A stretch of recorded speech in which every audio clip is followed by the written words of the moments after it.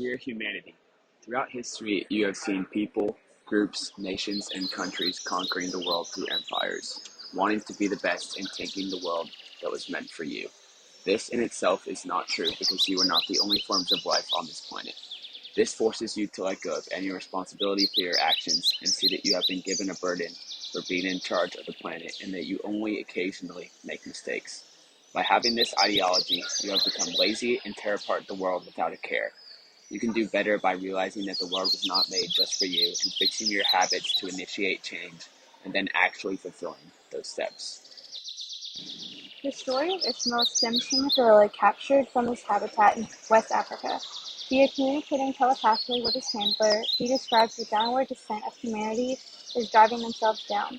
The concept of self-destruction is reiterated consistently throughout the narrative, that the human race is unconsciously destroying itself due to the encompassing desire for more.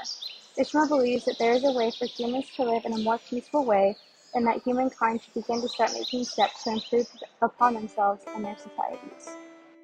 Ishmael describes humanity as being locked away behind the bars of a cage that they cannot see for themselves. He says that the story of humanity's cage coincides with the story of humanity's creation, and that since the world was seemingly crafted to revolve around humanity, humans have been led to believe that they are able to do whatever they please to the earth that birthed them.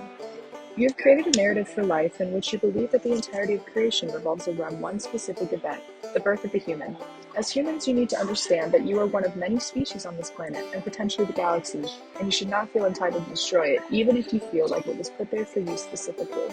As you strive to conquer the world and attain a better way of life, you are ultimately destroying other aspects of life that are vital to yourself, such as the environment, your histories, and your legacies.